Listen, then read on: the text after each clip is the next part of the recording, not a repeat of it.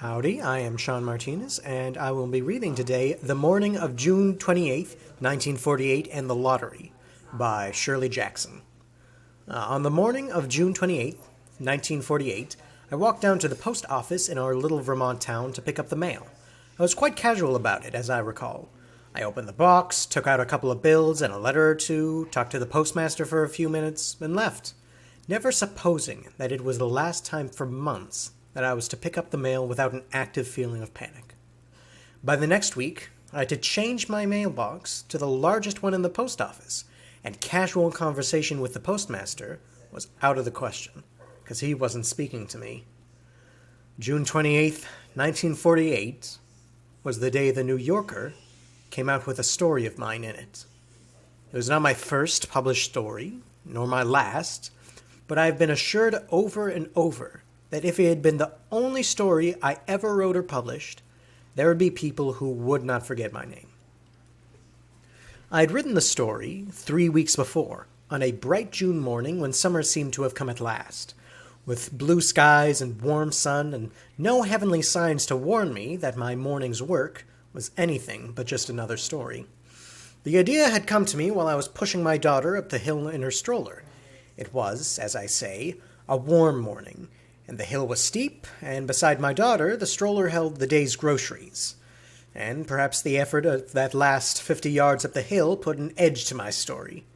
At any rate, I had the idea fairly clearly in my mind when I put my daughter in her playpen, and the frozen vegetables in the refrigerator, and writing the story, I found that it went quickly and easily, moving from beginning to end without pause.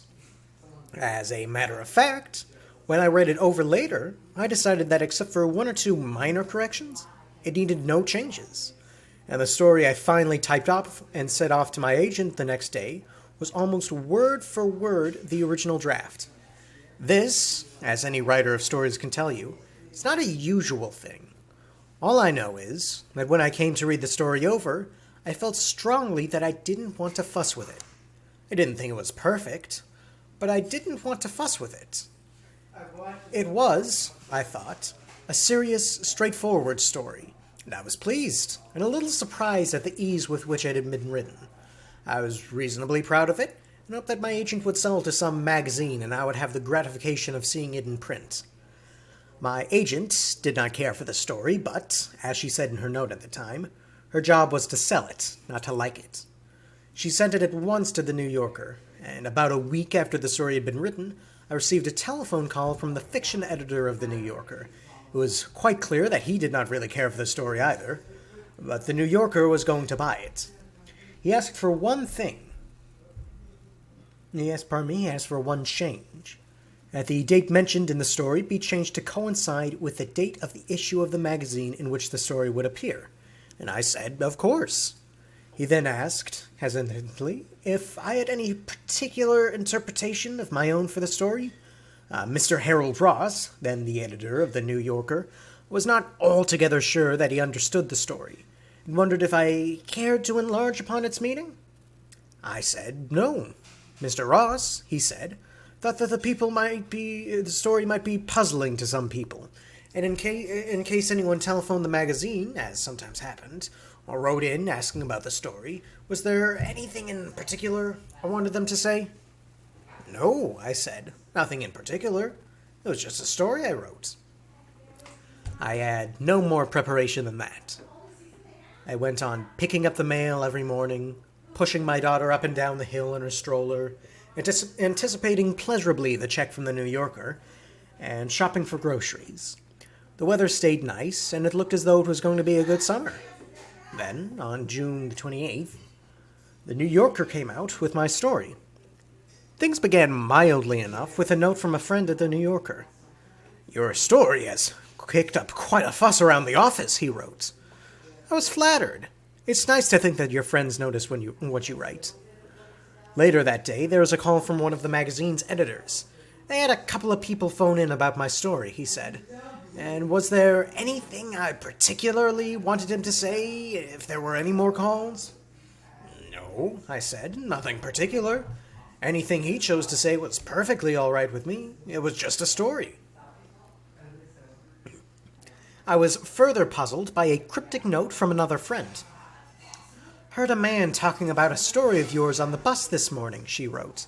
"Very exciting. I wanted to tell him I knew the author, but after I heard what he was saying, I decided I'd better not." One of the most terrifying aspects of publishing stories and books is the realization that they're going to be read, and read by strangers. I'd never fully realized this before, though I had, of course, in my imagination dwelt lovingly upon the thought of the millions and millions of people who were going to be uplifted and enriched and delighted by the stories I wrote. It had simply never occurred to me that these millions and millions of people might be so far from being uplifted that they would sit down and write me letters I was downright scared to open. Of the 300-odd letters that I received that summer, I can only count 13 that spoke kindly to me, and they were mostly from friends. Even my mother scolded me. "Dad and I did not care at all for your story in the New Yorker," she wrote sternly.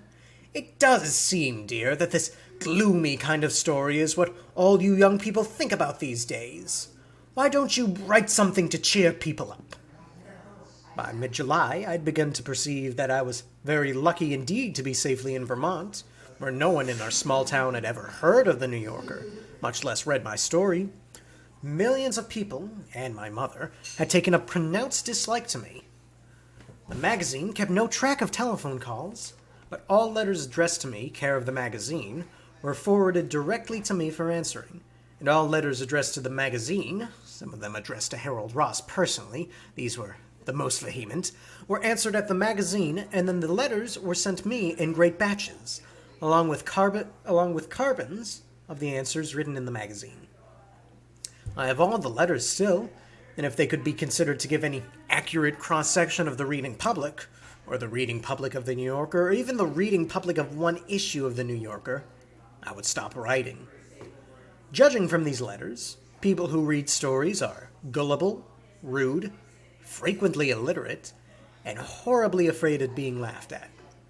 Many of the writers were positive that the New Yorker was going to ridicule them in print, and the most cautious letters were headed in capital letters, "Not for publication," or "Please do not print this letter," or, at best, "This letter may be published at your usual rates of payment." Anonymous letters, of which there were a few, were destroyed. The New Yorker never published any comment of any kind about the story in the magazine, but did issue one publicity release saying that the story had received more mail than any piece of fiction they had ever published.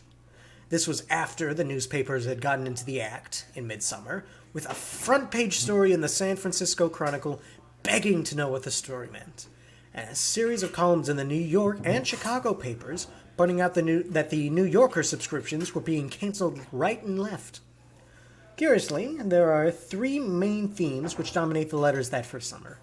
Three themes which might be identified as bewilderment, speculation, and plain old-fashioned abuse. In the years since then, during which the story has been anthologized, dramatized, televised, and even, in one completely mystifying transformation, made into a ballet, the tenor of letters I receive has changed. I am addressed more politely, as a rule, and the letters largely confine themselves to questions like, "Oh, what does this story mean?" The general tone of the early letters, however, was a kind of wide-eyed, shocked innocence. People at first were not so much concerned with what the story meant. What they wanted to know was where these lotteries were held, and whether they could go there and watch.